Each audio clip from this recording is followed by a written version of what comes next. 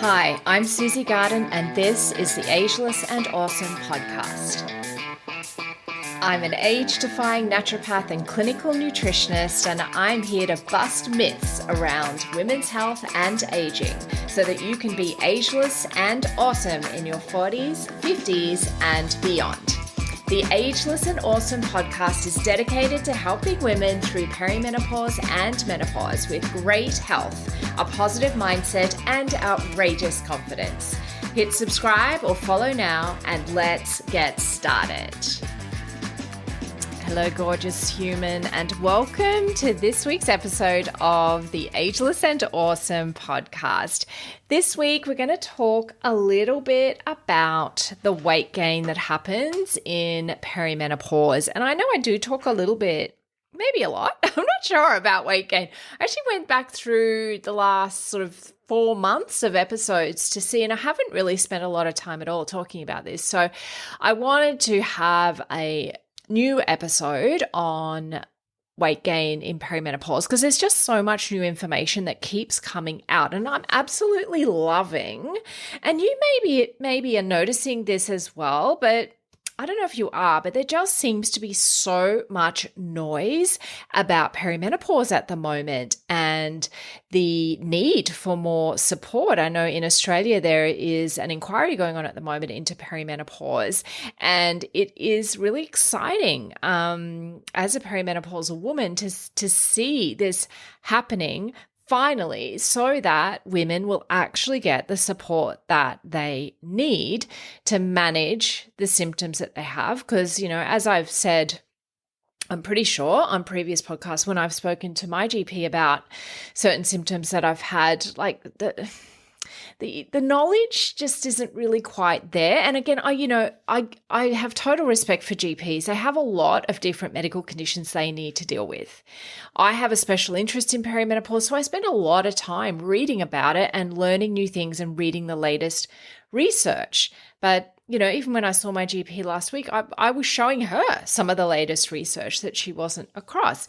And it's just one of those things that, you know, if you've with a GP and you're not getting what you need when it comes to things like support for perimenopause symptoms, then find another GP that actually will help you with that, because they are around. But yeah, it is a little bit challenging, I have to admit. But anyway, that's not what I want to talk about today. I want to talk about weight gain and perimenopause specifically. As you know, I work in the area of healthy weight management with the GLOW protocol and metabolic balance. And I see a lot of people, I see men, I see women, all different age groups. But what I find is when I'm working with women in their 40s, and that's the majority of women that I'm working with in their 40s and 50s actually, that there are some really special things that need to be taken into account with perimenopause because of all of the changes going on in the hormones.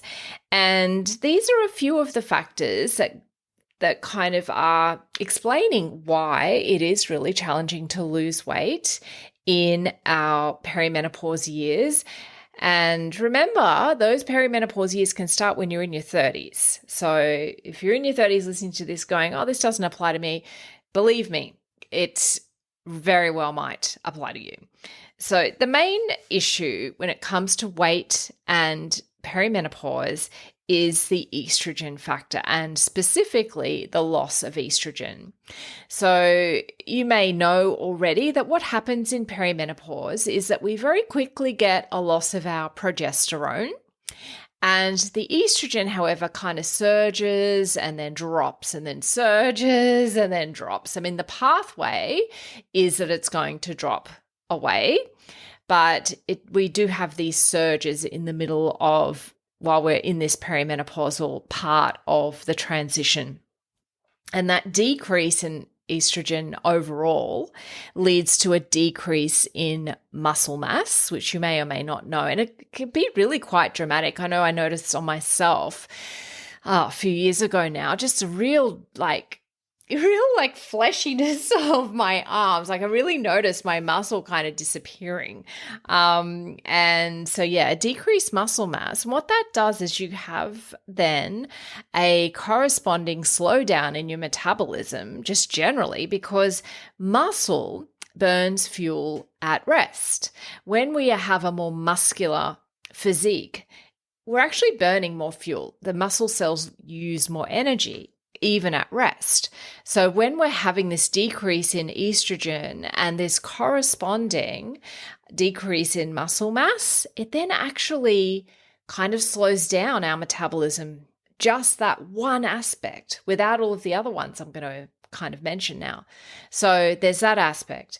Also, we know that the decreased estrogen increases our inflammation, because estrogen has a real anti-inflammatory effect.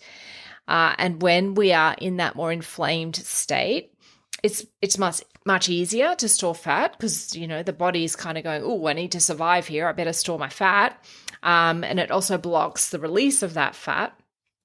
Also, when you have that increased inflammation, that can lead to joint pain and fatigue, and that leads to decreased activity. You know, if you're in pain or if you're really tired, like I know for me this morning, I'm recording this podcast on Monday, the day before I'm releasing it, and I walked my dogs in the morning and I was supposed to do gym, and I remember walking in the door after walking the dogs just going, oh, the last thing I feel like doing is going to the gym. Now I did do gym, and I'm so glad I did. I felt really good after doing it, but there is that kind of, there's a mindset aspect just generally about doing exercise for many people, including me. I'm not a lover of it.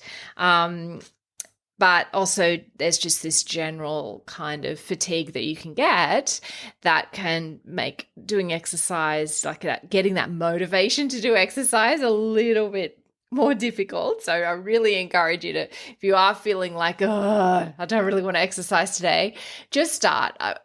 One little trick that I learned when I was in corporate was, you know, if you're unmotivated and there's stuff you need to do, whether it's work or home related stuff, just allow yourself to quit after 10 minutes.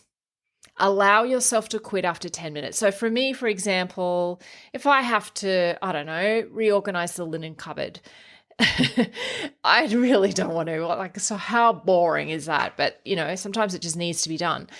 And I just set myself a timer. I go, right, I'm just going to do it for 10 minutes and then I'm going to stop. Inevitably, if you start doing something after 10 minutes, you're just kind of like, oh, well, I'm doing it now. I'll just keep going. And it's the same with exercise. Often I'll say that to myself. It's like, right, I'll do it for 10 minutes and I'm allowed to stop. And it's no problem to stop after 10 minutes, but usually I just want to keep going anyway. So there's a little trick, a little mindset trick, is to just absolutely allow yourself permission to stop after 10 minutes. You'll probably want to keep going. And if you don't want to keep going, that's okay too. That's fine.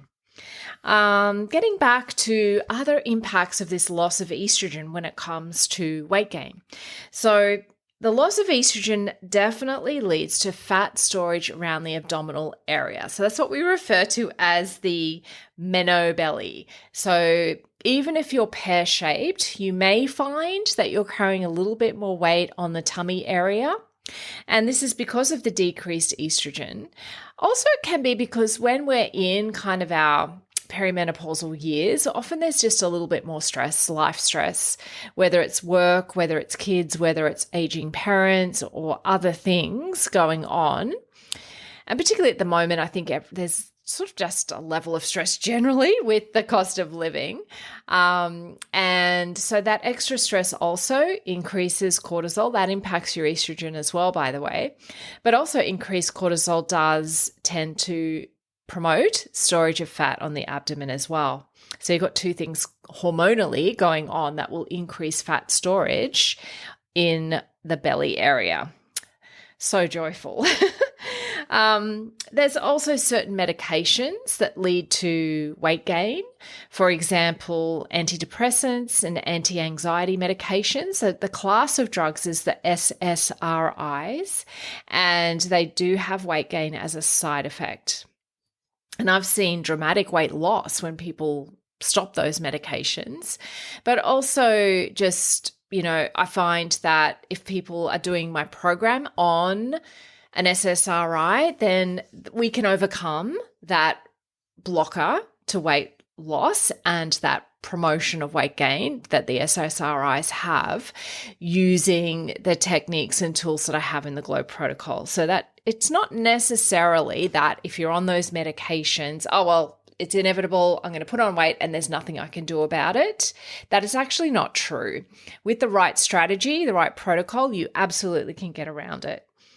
And just on that, often if you are suffering from anxiety or depression, or you even just have low energy, you may be attracted to comfort foods.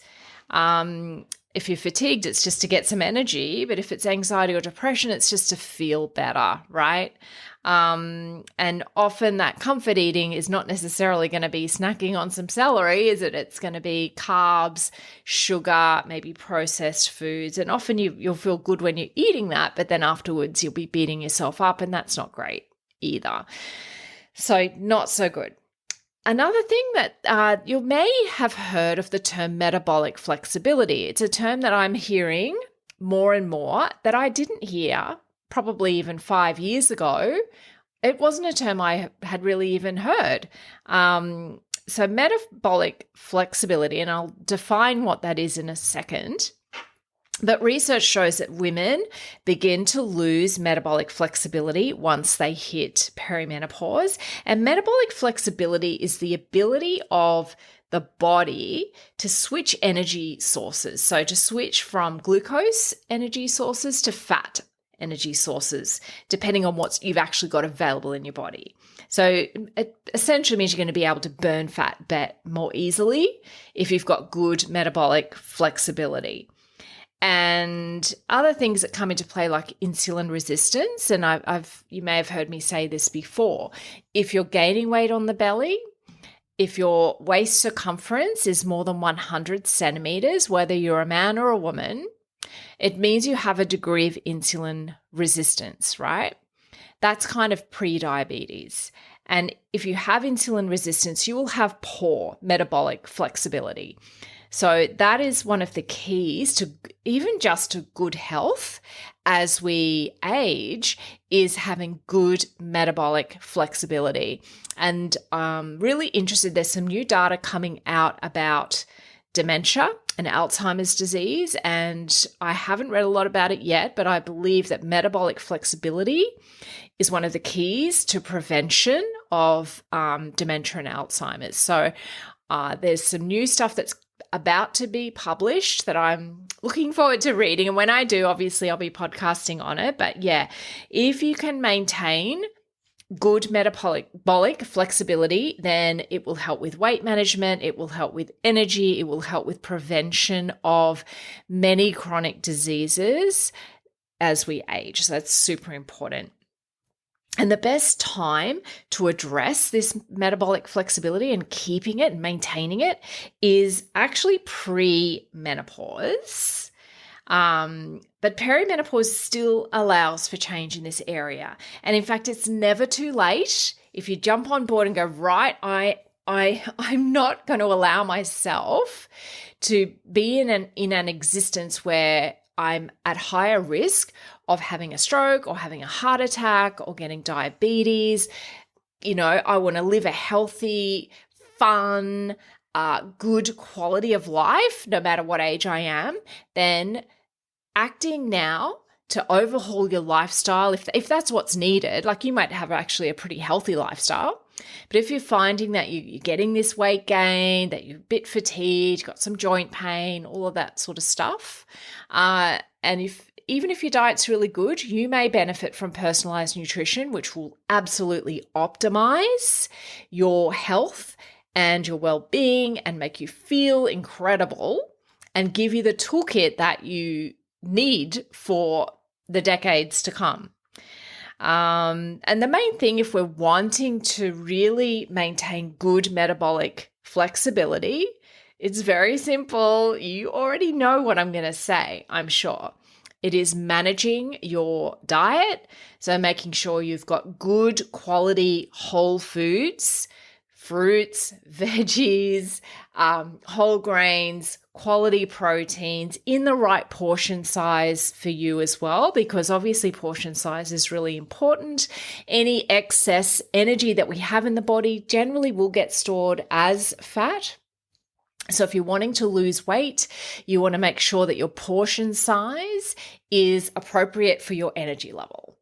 And the other thing is resistance training is probably one of the best exercise forms that you can do. And resistance training is generally weight training, so lifting weights.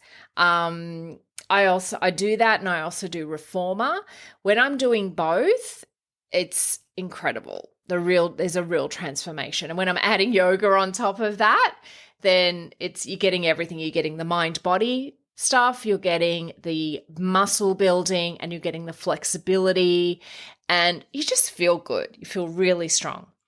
And yeah, that's seriously what it comes down to, is having the right diet for you and your needs, getting some good movement in. And if you're not able to go to the gym for whatever reason, whether it's a time factor, whether it's a finance factor, whether you've got certain disabilities, if you've got just you don't like gyms or whatever, then just moving.